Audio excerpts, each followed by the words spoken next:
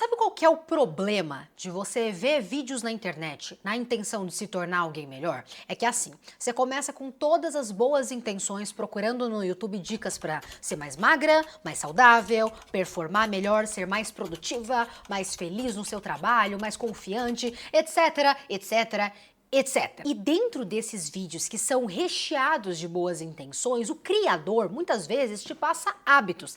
Hábitos que, se você fizer, teoricamente vão te fazer ir para um lugar melhor. E aí, quando você menos espera, você está agregando coisas novas, hábitos novos, habilidades novas, pensamentos novos, agregar, agregar, agregar, agregar. Mas a gente precisa parar um pouco e entender que muitas vezes o excesso de informação não faz bem para mim. E à medida que a nossa vida avança, muitos hábitos que a gente jurava que levariam a nossa vida para um lugar melhor começam a fazer o oposto, começam a quase que te estafar, a te cansar, prejudicando muito mais do que realmente te fazendo avançar. E isso, galera, envolve dieta, treino, pensamento sobre tudo que acontece nessa vida e até mesmo dicas de produtividade para talvez te transformar em alguém melhor. Então, nesse vídeo, eu quis fazer uma coisa um pouco diferente. Ao invés de trazer hábitos para talvez te ajudar, eu quero fazer o oposto. Eu quero falar sobre hábitos que eu, Dayana, como nutricionista de mulheres, mas também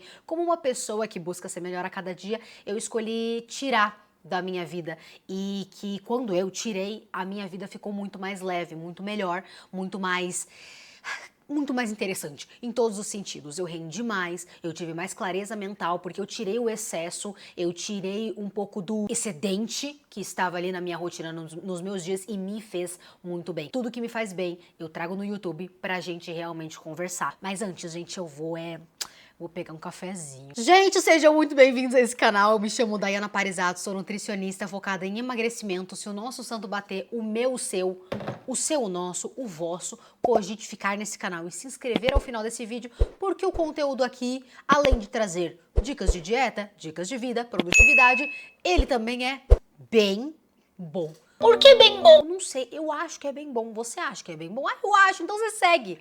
Ha!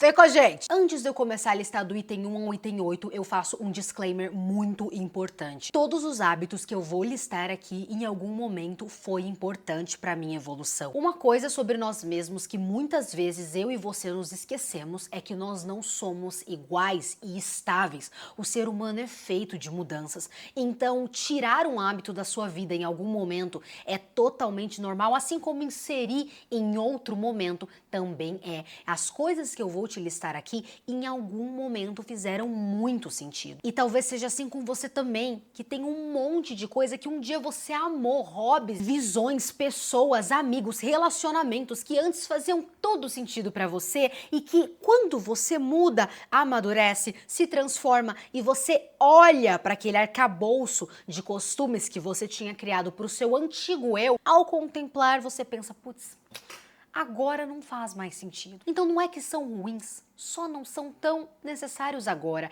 E eu falo isso muito por causa do item 1. O item 1, ele pode confundir algumas de vocês, mas eu confesso que ele mudou muito a minha vida e tornou tudo bem mais leve. Eu parei de me pesar semanalmente. Você já deve ter passado por um processo em que estava focada no seu físico, querendo evoluir, e uma das orientações recebidas no protocolo foi: faça o acompanhamento de pesagem semanal ou ainda quinzenal, a depender de qual nutricionista, qual foi o método, qual foi a orientação. Eu não quero entrar nos detalhes aqui, mas quando eu tava em sobrepeso e realmente focando no meu emagrecimento, esse monitoramento de pesagem semanal me ajudava muito a monitorar a minha evolução. Então eu conseguia saber semana após semana como as coisas estavam indo e passar isso também pro meu nutricionista, porque na minha época lá, quando eu tava em sobrepeso, eu não era nutricionista formado, eu tava ainda entrando na universidade. Então, no momento em que a mudança de corpo era prioridade e a orientação estava ali, realmente pesar toda semana fazia algum sentido. O que acontece é que eu já comentei com vocês que emagrecimento não é eterno e depois de emagrecer existe uma nova vida para a mulher que perde o peso. E eu passei por isso também. Depois do emagrecimento vem a manutenção e é o momento onde você se encontra nesse novo corpo e aprende a viver bem com ele estável do jeito que está. Então, quando eu emagreci, O que eu quis fazer foi isso. Eu peguei e eu entrei numa manutenção de peso para me encontrar naquele corpo. Naquele momento também fazia sentido uma pesagem, mas não mais semanal, porque eu conseguia já ter um manejo mais de calorias, eu já sabia mais o que eu estava colocando no meu corpo, então eu poderia me pesar ali quinzenalmente, enfim, com um espaçamento maior, até mesmo mensalmente, ou até mesmo largar a balança e fazer somente pela parte visual, não é mesmo? Que é ali uma das formas mais claras e nítidas de mensurar uma evolução física, você vê o que está acontecendo com você e com o seu corpo. Então, muitas pacientes que eu tenho hoje no acompanhamento, elas não se pesam e elas veem evolução, que a calça ficou mais larga, o abdômen está mais marcado. Então, a balança ali, em determinado momento dessa trajetória, parou de ser necessária. Você entende? Às vezes você lida aí com o teu corpo, com a dieta, de uma maneira que um dia fez sentido para você, mas hoje não fez mais. É uma rigidez que se cria ao momento que você está numa perda de peso, que às vezes você pode pegar um pouco mais leve, você pode espaçar mais, você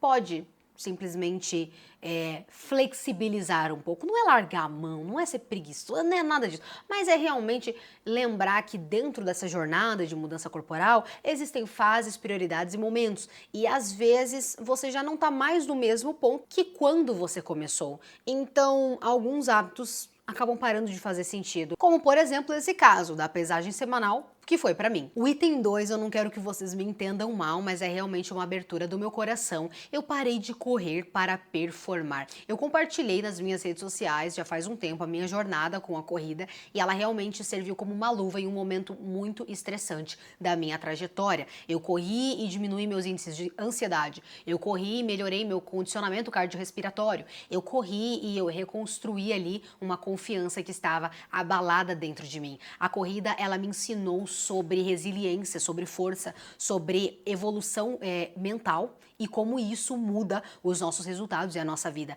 E eu não anulo nada disso de forma alguma. Mas o que acontece é que desse ano, a gente já tá aqui na metade do ano e de um tempo pra cá, eu venho diminuindo um pouco essa gana de correr. Gana eu me refiro dessa vontade avassaladora de correr mais rápido, correr melhor, entregar tiros performáticos que te pedem para correr rápido e encaixar vários treinos na sua semana. Hoje a minha prioridade mudou um pouco, eu tô muito focada nos meus projetos de trabalho, tanto no YouTube com vocês, quanto em outras redes sociais que a gente vem crescendo bastante. Tudo isso investe tempo da gente e às vezes equilibrar todos os pratinhos para de fazer tanto sentido. Então eu percebi que a corrida para performance já não estava fazendo mais sentido para minha realidade, da forma que se configurou a minha rotina desse ano, e da mesma maneira e maturidade que eu assumi um hábito novo, eu também tenho essa maturidade também de abrir mão dele em determinado momento. Isso quer dizer que você vai parar de correr, Dai, que você odeia corredores? Não, gente. Só quer dizer que eu não vou mais querer fazer uma prova de corrida num pace de 5. Só quer dizer que eu não quero fazer uma meia maratona. Quer dizer que se eu ficar sem correr por 2, 3 meses, eu não vou morrer. Porque aí aqui eu emendo, inclusive, com a dica 3, que foi o hábito 3 que eu parei de fazer, que eu parei também de treinar 6 vezes na semana. Porque em determinado momento fazia muito sentido. O esporte, ele estava entrando como uma válvula de escape mental também, para tornar ali a minha vida mais leve, mais feliz. E ele tem essa potência. Ele consegue esvaziar você, trazer mais felicidade para a pessoa que produz esse esforço, esse movimento, esse exercício. Então, em um momento, treinar 6 vezes na semana era necessário, porque eu intercalava a corrida com a musculação e também todos os meus trabalhos, afazeres como mulher profissional de saúde. Mas depois que eu abri mão da corrida performática, eu diminuí a quantidade de treinos. Então hoje eu treino 5 vezes na semana e pra mim tá muito bom já. As mulheres reais que a gente fala que nem sempre tem tempo de encaixar tantos treinos. Então às vezes você tá aí tentando encaixar 5 treinos e só consegue encaixar 2 ou 3. Ou às vezes você treinava 7, mas tá vendo que isso é insustentável pra tua realidade. Eu não sei qual é a sua vida no momento e qual momento você tá passando agora. Eu só quero que você entenda que 3 vezes por semana na academia, 3 a 4, já é super bom.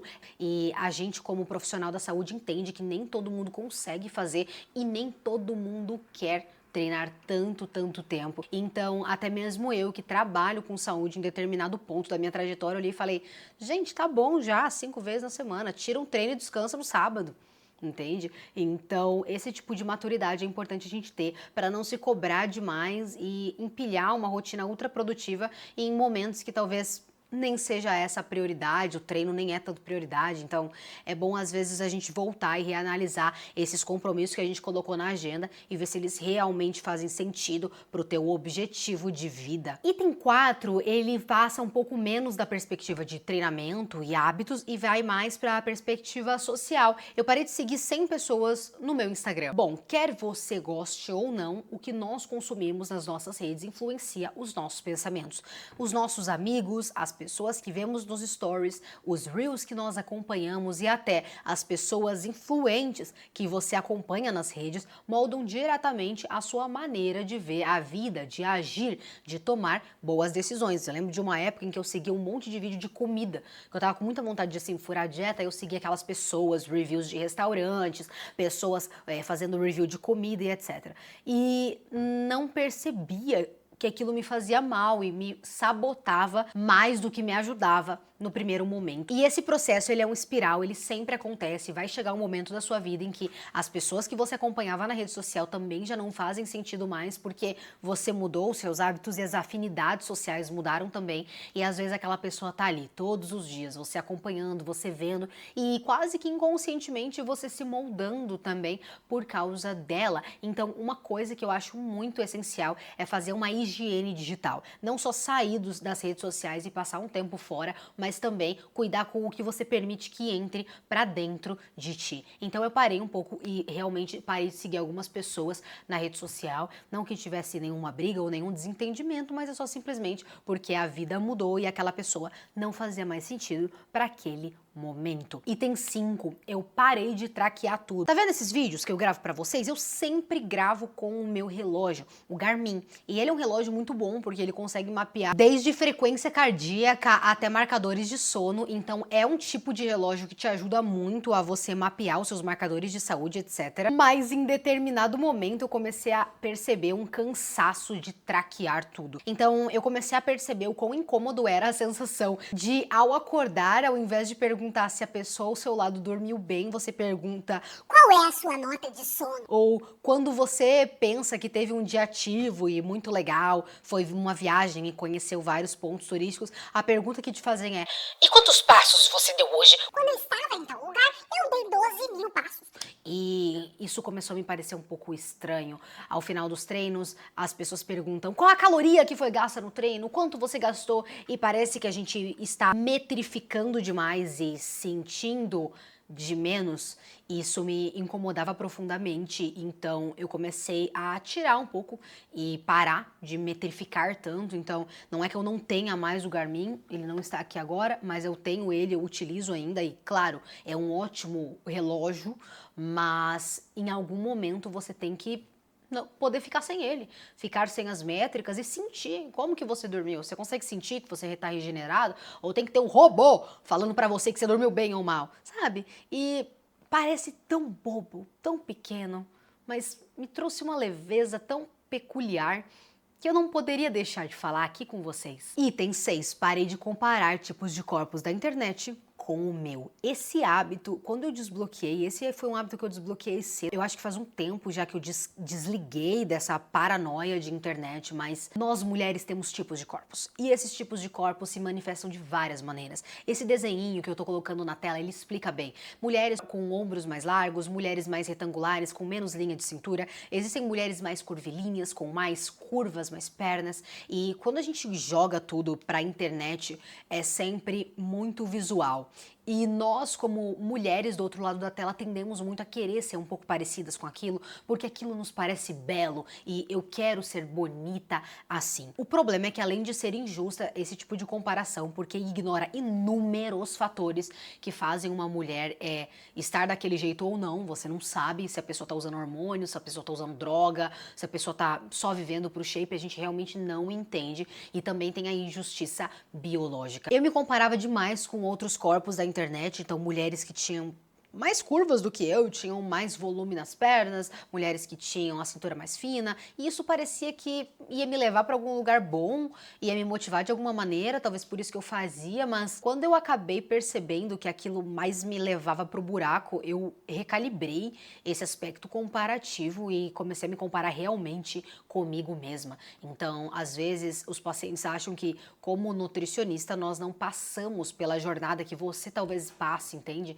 Mas não, na verdade, nós passamos também. Então, eu já tive histórias com o meu corpo e superei elas muito bem. Hoje eu tenho uma inteligência emocional para lidar com esses fatores que eu posso vir trazer aqui para vocês. E realmente esse papo que a gente trouxe de detox, de comparações digitais, se comunica demais com essa parte de comparação de formato de corpo, de estrutura e de evolução. Compare-se somente com você. Essa é a melhor forma de metrificar o seu progresso. É você do ano passado com você de agora. Se tá melhor, se tá pior, tá na tua cara, você consegue ver. Pra mim, realmente, esse é o melhor segredo.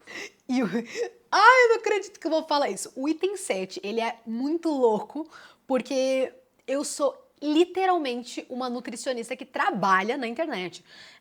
Você pode me chamar de influencer, se você quiser. Mas eu parei de compartilhar absolutamente tudo na internet, mesmo trabalhando com a internet. Durante um tempo na minha profissão, eu me sentia coagida a postar vídeos, stories, estar ativa nas redes, ser super o tempo todo, toda hora, e eu achava que isso seria diretamente proporcional ao meu impacto nas redes e a minha colaboração para quem me acompanha no aspecto de saúde. Então, poxa, se você tá vendo um vídeo meu, provavelmente eu precisei me expor aqui para você, né? Só que não é essa exposição que eu quero me referir agora. Eu quero me referir àquelas exposições íntimas de cotidiano, dia a dia, temas às vezes inseguros teus que você não tá muito afim de compartilhar. Então eu simplesmente me libertei disso e parei de ter essa cobrança interna de alimentar a rede social com histórias a todo tempo, a todo custo. E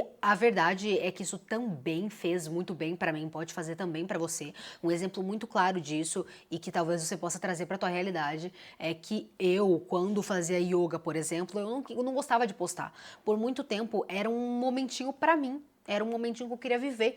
Eu queria lembrar daquele momento para mim mesma e não mostrar para os outros. E então eu comecei a postar quando eu quisesse. Eu não tinha mais a obrigação mental de estar falando para as pessoas onde eu estava, o que eu estava fazendo, quantas praias eu fui, e não postei para ninguém porque eu não queria postar, é simples assim. Não quer dizer que eu não poste, não quer dizer que eu não alimente, que eu não grave, mas ter essa clareza de que nem tudo precisa ser mostrado é de fato libertador. E talvez seja algo que você também precise escutar.